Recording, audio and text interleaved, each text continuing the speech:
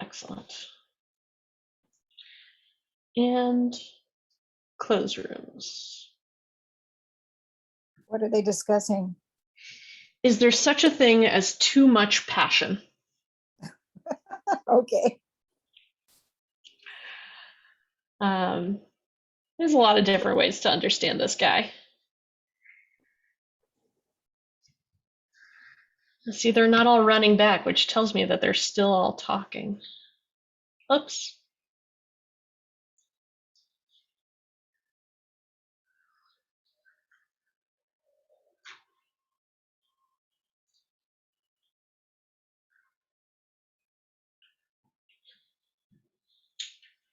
Do, do, do.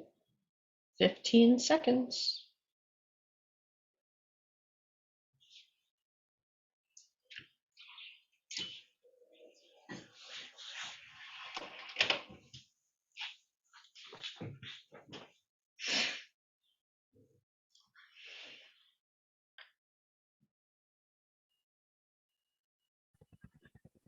All right, welcome back. We're back. We got us all in trouble. Thank you. You're welcome. It's always my goal to get all of us in trouble because really I need some friends in Trouble Land. I'm there. So we've got quite a fascinating character to study today. And I alluded to this kind of last week a little bit. Shabbatai Tzvi, my little tagline for him is the false Messiah who loved the Torah so much that he married it. And there's not a lot of primary sources about him. There's secondary sources, there's a couple scholarly articles, but there's not much of his work that still exists. And that's for a very specific reason. People didn't want others to continue to study Shabbatai Tzvi. So, like, that little asterisk right there. Don't become too excited by his story. Don't dive into Shabbatinianism, if that's how you say it. It's a lot of syllables. I don't know. And there's a couple like little pieces of background to help really start to understand who he was and how he convinced a whole lot of Jews in Europe, Asia, Africa, even a little bit in the Americas to follow him and his kind of oddball is the nice way of saying it. Oddball Jewish practices. So first is a little bit about Kabbalah. Kabbalah, anyone heard of Kabbalah, maybe even studied a little Kabbalah, like even a smidge? Oh, Lisa's like all over that. Great. So I did a Melton. Oh, you did a Melton class. Excellent. A while ago, but it was very cool. Yeah, it is really cool. You have to kind of put your rational brain aside a lot to get Kabbalah. But with Kabbalah we get a lot of our rituals now out of Kabbalah, especially our Friday night Shabbat rituals. The way we welcome Shabbat, the kind of image we have in our brain of Shabbat as a bride, and we're marrying Shabbat. The practice of some Jews to wear all white and to begin Shabbat with music, all of that is Kabbalistic ritual. And for the most part, the Kabbalah that exists now is Lurianic Kabbalah from a guy named Isaac Luria in the 1500s in Sfat, or what we now know as Sfat, in kind of the northern parts of the state of Israel, that really center around our current understanding of Tikkun Olam. And it all comes out of this story of how the world was created, or how really everything was created. And the story goes that when God decided to create anything, God really took up all the space in the universe. That when God said, "Let there be land, sea, animals," whatever, there was nowhere to put all of that stuff. So God had to do this act of withdrawal, which in Hebrew we call tzimtzum, to withdraw from something, in order to create space. And took all of that kind of, okay, this is not the technical term, the God stuff that God took out of the universe and put that in glass jars to kind of store, put that on the side. Now God has space to create the world. And because human beings are imperfect and we are prone to act imperfectly, our sins cause that glass jar to break. And the shards of that glass and the shards of that divine mishmash that lived in that jar spread throughout the world. And Lisa, are you laughing at my divine mishmash?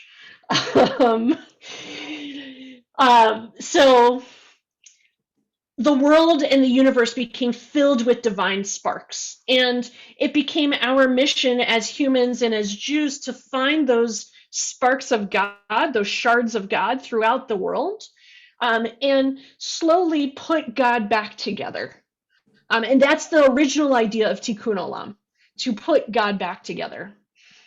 And in that Lurianic Kabbalah, there's the idea that maybe those shards don't always only exist in our Jewish spaces. Maybe there are bits of wisdom that we can get from other religions or other cultures, places that we wouldn't expect to find them. And sometimes we have to dive deeper into those in order to find those little sparks of God. So that's Lurianic Kabbalah.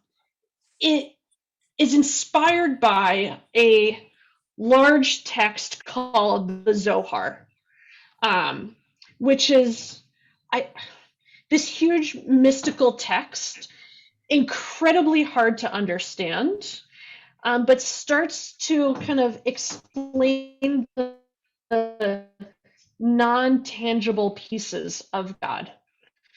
And in the Zohar, there's a big section about kind of that tikkun olam, repairing the world in order to create this more perfect world, that we would call messianism. That kind of that magical Messiah being is the one who's going to finally put God all back together. And in the late 1500s, early 1600s, the urge for finding a Messiah became incredibly popular, mostly because as anti-Semitism goes up, so does a hope for a superhero. So does a hope for a Messiah to come and save us from all of the anti-Semitism. And especially in Eastern Europe, where there is kind of not just subtle anti-Semitism, but incredibly destructive and deadly anti-Semitism, to the point that in like a 30-year period, almost 100,000 Jews it's an estimate, are killed in the area of Poland, Lithuania, Russia, kind of that area between Asia and the Roman Empire. Roman Empire still exists at this point.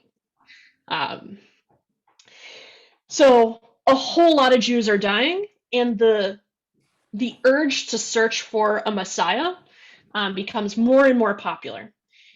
In Judaism, also in other religions around, especially around Europe, but we're Jews, we're going to stick with the Jewish part. So all of a sudden, on the 9th of Av, which is a special date in our Jewish memory where lots of awful things have happened.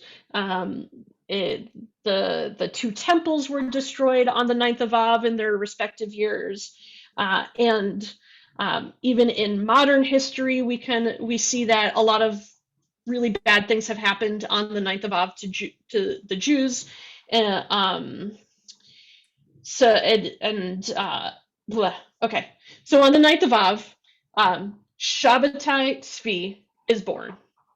And it becomes obvious at a really early age that he is he's a brilliant guy. He's got an amazing mind, really easily able to kind of um, dive into Jewish text and all sorts of really good stuff. So his wealthy trader father, like economic trading, not political trader. He traded, I think, furs. Sends him to yeshiva, sends him to study with the head rabbi of the town that he was living in, and this part absolutely amazes me. Somehow learns all of Judaism and is ordained as a rabbi by 18. He is proficient at Talmud and Halakha, but is extremely interested in the Zohar and in Kabbalah. So he starts learning all about kind of the mystical sources of this kind of superhero idea of a savior. Not necessarily the idea of a Messiah that comes from our prophets or comes from the Bible, which is a little bit more of a political Messiah, someone who is smart and spiritual and has the ability to unite the people. This is really a change the entire world superhero Messiah. Brian Heaps, you have your digital hand. You might want to unmute. Question. There we go. Yes. Can you just give a little brief, better explanation of what the Zohar is? The Zohar is a text. It's a 6-volume book that becomes the basis for Kabbalah. I am not nearly close to studied in the Zohar. I find it a really, really weird and really hard to read book. But it's not remember the Zohan, it's the Zohar. But it talks a little bit about God's intentions in creating the world, a little bit of God kind of creating almost an aspect of fate, like a predestination of the Jewish people. And to me, it sounds like a magical, fantastical text. There are people who are very well studied in the Zohar and can explain it a whole lot better than I can. I think all of you know how much I love my rationality and it's really hard for me to put that aside. So Kabbalah is really, really hard for me. I will never be a Kabbalist. Rachel, you can always ask Jody because she knows a lot about the Zohar and she's a Kabbalist. So when you really want to know. Great. Jody, go for it. She lives in that world. No, I'm a visitor. Wrong. Okay. Another time. Great. So, Brian, that probably didn't really answer your question, but Wikipedia will answer it better. Okay. So far, aside from the fact that Shabbatai Tzvi is born in a time of rampant anti-Semitism, he's a pretty normal guy. Eventually, and it's not exactly fair to make a diagnosis for him because you can't kind of retroactively make a diagnosis.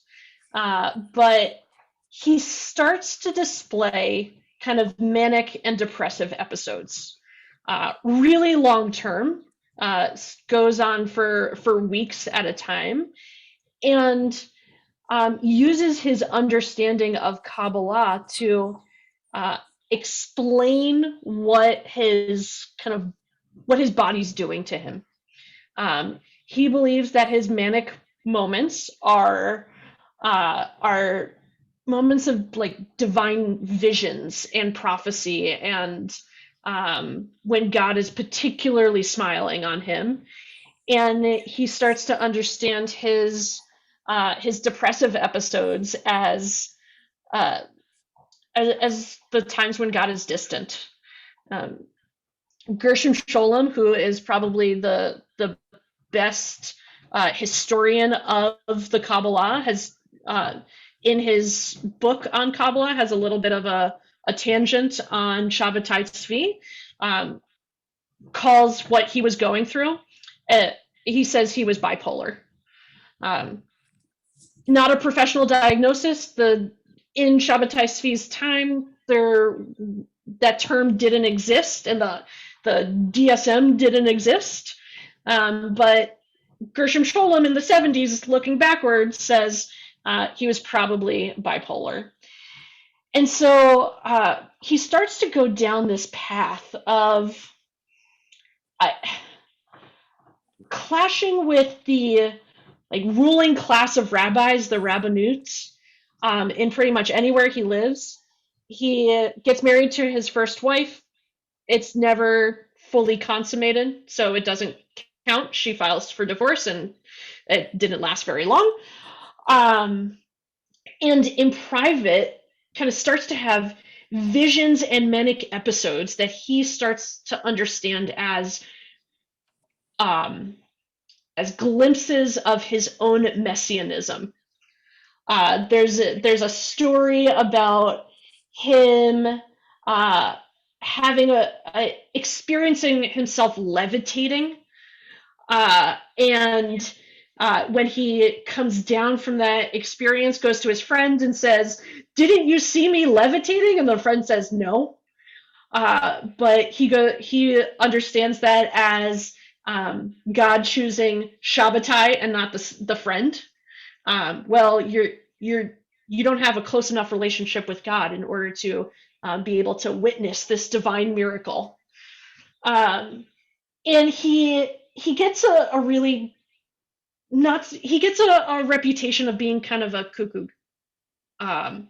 Just a little bit of a crazy guy, and has this one episode where he gets another vision that gives him permission to say the Yud Hey Vav Hey name of God.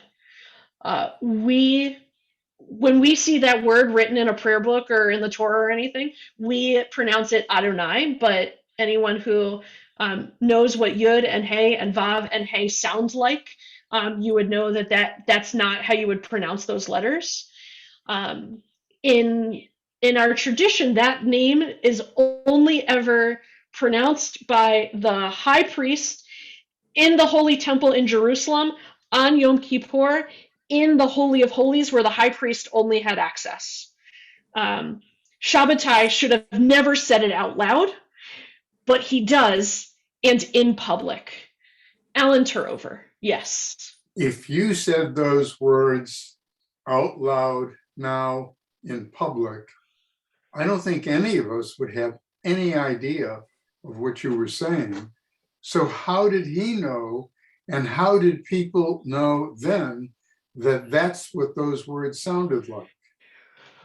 Well, those letters we actually are a little familiar with, because an Englishized version of the pronunciation starts to sound like Jehovah, as in Jehovah's Witnesses.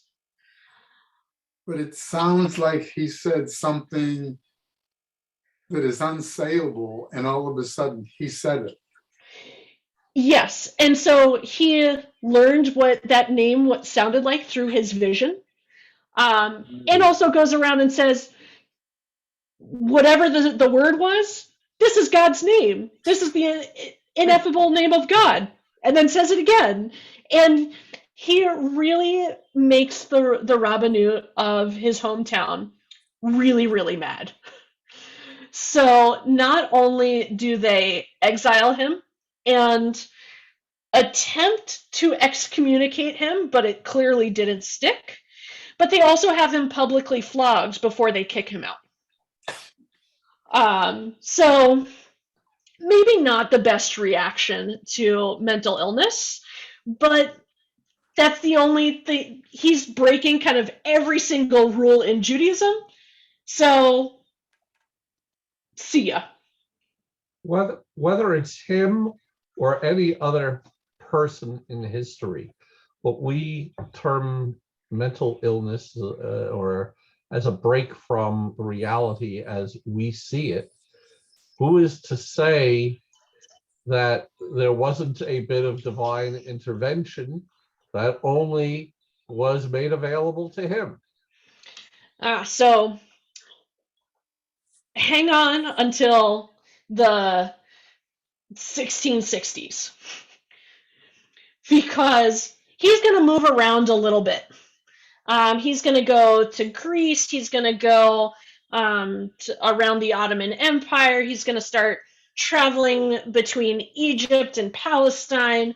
And he sees himself as the Messiah, but he's not really proclaiming it to everyone at this moment. He tells them about his visions. He says that he has particular access to divine wisdom, but it's not like he's going and introducing himself. Hi, I'm Shabbatai, I'm the Messiah. Until he, this is maybe the weirdest part of his story.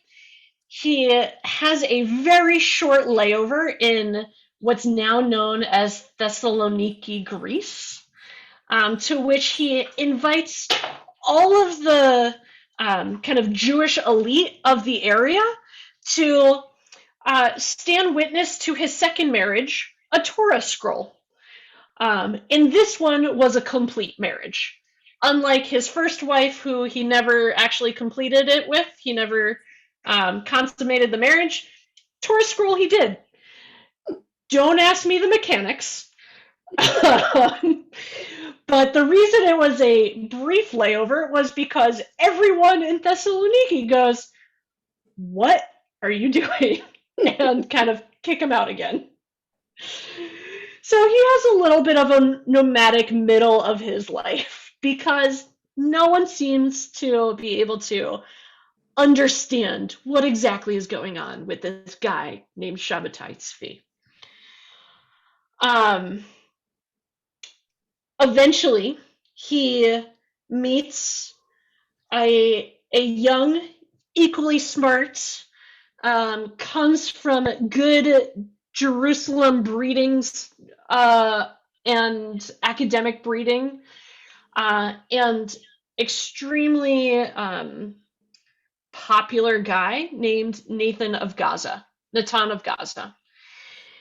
And Natan had a reputation for faith healing. People would come to him from all over and ask to be healed. And so Shabbatai, in what seems to be a major depressive state, hears about Natan, goes to visit him, and asks for a faith healing. And Natan says, "You don't need to be healed. It's actually everyone around you who needs to be healed, because you are the Messiah." This is the first time anyone else confirmed Shabbatai's assumptions, Shabbatai's visions. And the two of them then go on their little messianic tour of the Mediterranean. And because Natan was so popular, he was such a good speaker. He had every quality necessary to get people behind him. People start listening. And within like 5 years, like 10% of the population of the Mediterranean and Europe start becoming Shabbatai Tzvi followers. And when I say followers, they're not like, "Oh yeah, Shabbatai, he's the Messiah, and I'm going to go do whatever else I was doing." They are dedicated. They are waiting for God to lift them literally out of their houses and bring them to Jerusalem. Some of them are even taking the roofs off their houses to make it easier. And anyone who goes to them and says, actually, he's not the Messiah, they threaten violence. They threaten to riot against the other Jewish communities, against the non-Jewish communities around them. They are extremely passionate about their following of Shabbatai. And all of a sudden, these ruling rabbinu in all of these centers of Jewish people have no idea what to do. It's either agree with the Shabbatinians or risk violence and their own death. So they kind of just let it go. They say, I'm not going to overtly approve of Shabbatai as the Messiah, but I'm not going to make a big deal out of it either. So Shabbatai and Natan are sending letters to all of the Jewish communities that they could possibly think of, and the rabbis who may or may not disagree are letting it happen because they don't want to risk the consequences. So his popularity becomes more and more and more until he hears of this woman named Sarah. Now, Sarah's lived through the same pogroms that Shabbatai did as a child, and was orphaned, adopted into a convent, and converted somehow to Christianity, learns of her Jewish past, and reaffirms her Judaism, and now she is she goes to find her brother in Amsterdam, then goes to Italy, and becomes a rather popular lady of the night. She gains a heck of a reputation and becomes her own fortune teller. She tells other people's fortunes, but she also has a vision that she will marry the Messiah. So Shabbatai gets word that, oh, look, his new wife is ready to go. He's still married to the Torah, but he hears about Sarah and eventually returns to his hometown to finally marry Sarah. And while he's doing that, Natan convinces Shabbatai, because Natan now has a vision, that Shabbatai is going to be the next sultan of the Ottoman Empire. And he starts telling everyone who will listen that he's going to move back to Constantinople and become the sultan. He has robes made for him. He starts issuing edicts and everything. So the rabbis who didn't really know what to do with Shabbatai up until this point write letters to the Sultan of the Ottoman Empire and say, fair warning, this guy is coming your way.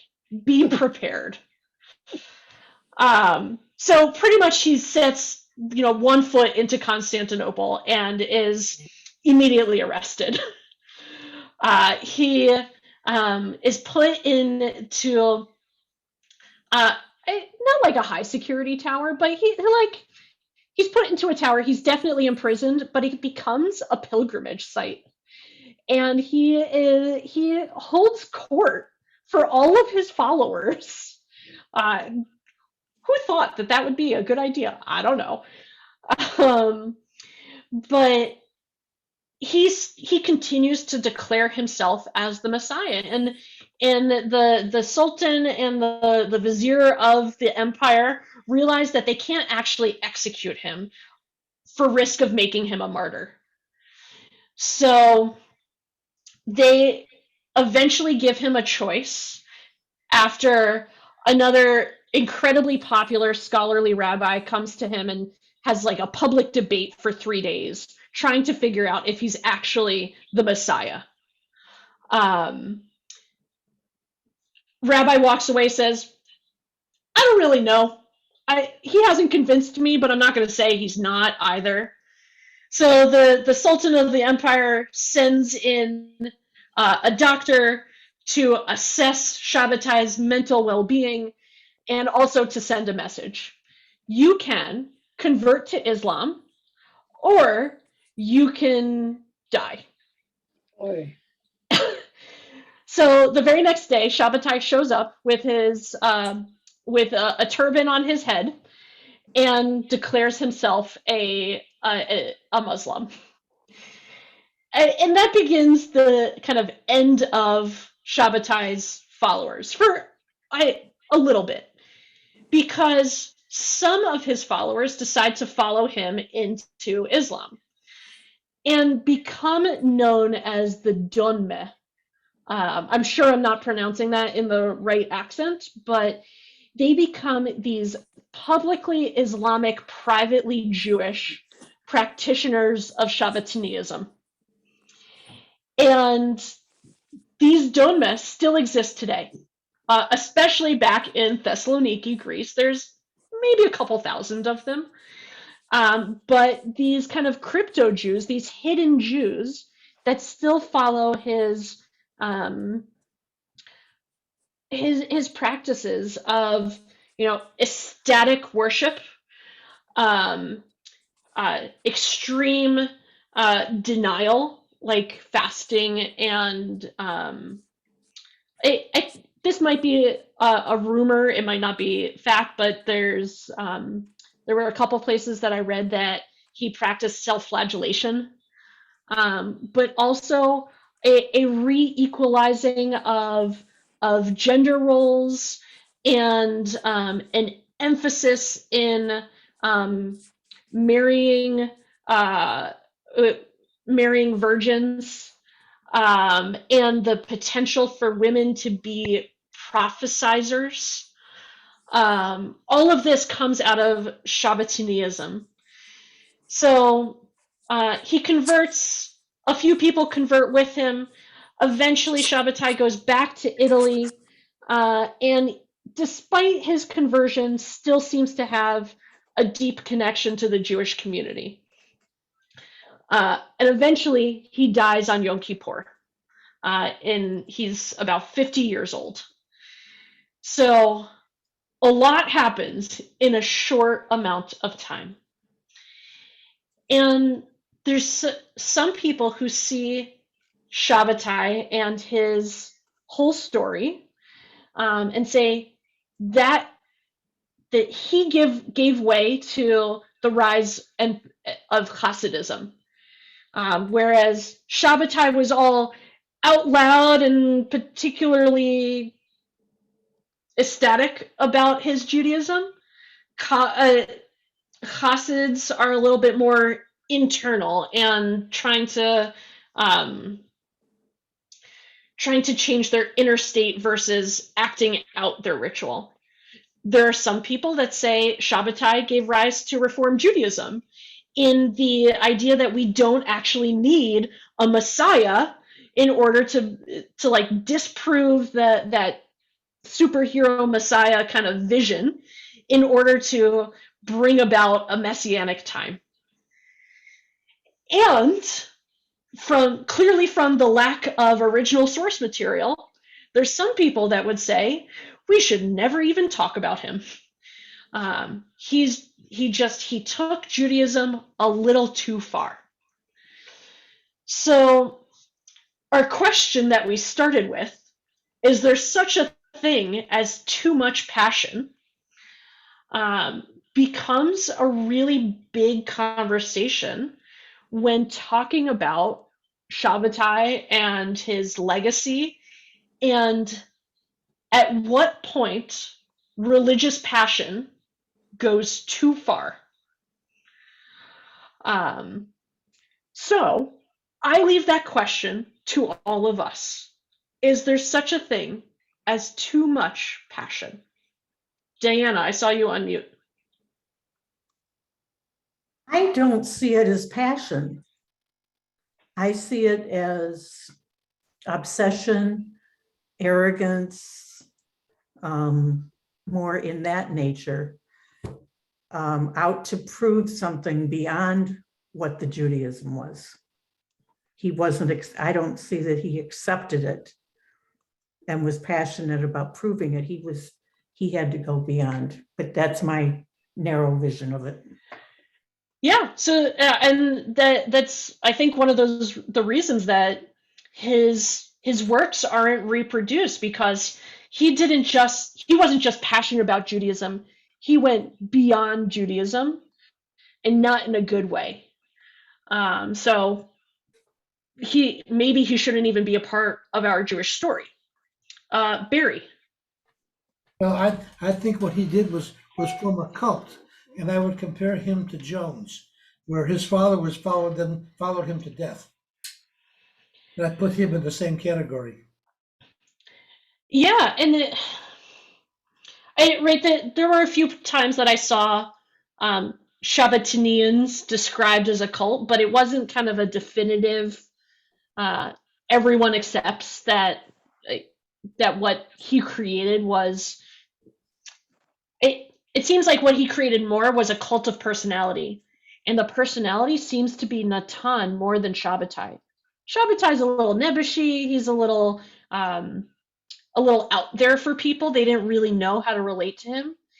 It wasn't until he met Natan that he and his messianism really become a part of the culture. And I think that, and we see it even in our modern world, that a cult of personality really latches on when there's a feeling of something missing. And when we're happy, it's much harder to establish that cult. But when we're in pain, when we're scared, when we're feeling like we don't see ourselves in the world, or we're not safe to be ourselves in the world, that's when we're looking for someone to start that cult of personality. And then we say, oh, look, that guy over there, we're going to follow them. So, it also seems like Shabbatai Tzvi came around at just the right time. And Natan was an excellent marketing manager. Vicky. Yeah. And then Sarah. The rest of the world at this time was a great time of exploration and discovery and getting kind of Renaissance-y, and all that's going on. This is a time of humongous change and knowledge and printing press and all kinds of strange things. And it all sort of came together, and it sort of like came to a point with one man. I mean, how much was he in touch with the rest of the world? It seems like a good deal. Right? He and Natan make use of all of those kind of modern inventions of the printing press and of the continual movement of people all around. It's its own great renaissance, but that also brings with it risk. And it seems like Shabbatai didn't really get the best end of that stick. Sarah. Oh, hang on, we're gonna unmute you. There you go. Thank you. I'm thinking that Shabbatai wasn't really Jewish anymore, because I read a couple of those articles that you attached at the bottom of your email. And it sounds like he was anti the laws of Judaism. In fact, so much anti the laws of Judaism that he did some pretty disgusting things that don't go along with what we believe Judaism should be. So it's almost as if he really took himself out of the fold of Judaism and was no longer Jewish.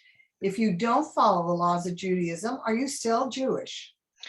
Yeah, it's like and he almost sees that his intentional breaking of Jewish and of divine and rabbinic law, in so many different ways, becomes a way for him to kind of dive deeper into the awfulness of the world, so that when he comes out of it, it's even stronger. Right? The light is more brilliant if you've experienced complete darkness. So the more halakha you break, the better chance you have for a complete redemption, because you've got plenty of space to go. Not saying it's logical, but also Kabbalah, not necessarily logical. So in other words, on Yom Kippur, you have more to be redeemed for or from. Yeah. And so the worse we are, the better off we'll be on Yom Kippur. I don't get it. The worse we are, the more potential we have to be really well off. To be changed? You mean to be tikkuna, to be what is it when to return? To Shuvah. Right, to experience tshuva. If you really stray from the path, you've got more potential to come back to it. If you're only halfway, like half a step off, then maybe you might not realize you're off the path and you might not even try. But yeah, it's, again, not entirely logical. I saw a hand. Barry. Well, I think, at that time in history, up until today, other than the Reform Jewish movement, if you are born Jewish, you are always Jewish and can never stop being Jewish. Now, that is not true with the Reform movement, but it is true with the Conservative and the Orthodox and all the Middle Ages. I'm sure it must have been true. Well, and the Reform movement says that Judaism is confirmed and affirmed, not just by lineage, but by practice. And especially when Reform Judaism came out with its statement of patrilineal descent, said that, having Jewish parents, whether your dad or your mom, is great, but it's not enough. You have to practice your Judaism in order to really establish it. A more traditional Jew would say, whether you act Jewish or not, you're Jewish. But Reform Judaism takes it another step. And so neither of those kind of ideas really existed around Shabbatai's time. It matters who your parents are. It wasn't how you act Jewish. It's, if you're Jewish, you're Jewish. Like that's your community, that's your education, that's your everything. Not being Jewish was not really an option until a guy named Baruch Spinoza, who was really the first Jew to be excommunicated. And he's excommunicated for saying that the Torah might not be divinely authored. Isn't divinely authored, but he said might not be. And the rabbis are like, well, you're gone. Only 10 years later did the exact same rabbis meet Shabbatai Tzvi and say, oh, you're a little weird, but we'll keep you around. Something about Shabbatai and something about the way he was encouraging Jews didn't feel so much of a break from Judaism for them, so much of a unrepairable sin. He was weird. He was ununderstandable. He was it's a really strange story of Judaism. But they kept him around. They tried to get rid of him, but it didn't work. Vicky, I see your hand, and then Alan, maybe a hand. The weird No. thing about Spinoza is that he was in the Netherlands, the most liberal of communities, and here they all of a sudden crack the whip where it just doesn't make sense. Yeah, I guess enough changed about that Rabbanut that Spinoza was just too far gone, and Shabbatai not nearly gone enough. And interestingly, like when Shabbatai converted to Islam, at least publicly, they kind of said, oh great, so the saga is done, right? They didn't feel the need to respond to say, good riddance or anything like that. They just hoped that he and his whole story would fade into the background. About 50 years later, after Shabbatai dies, there's a resurgence of Shabbatiniism, again from an anti-Semitic event that they were looking for a new Messiah, and it didn't last very long, 10, 15 years. But I can understand the urge to look for that superhero, change everything about the world so that we can live in a safer, happier, and healthy world. Shabbatai kind of seems to be the only one who became popular enough to have at least a lasting legacy. He's not the only false messiah in Judaism, but he seems to be the only one who made enough of an impact that we still remember his name.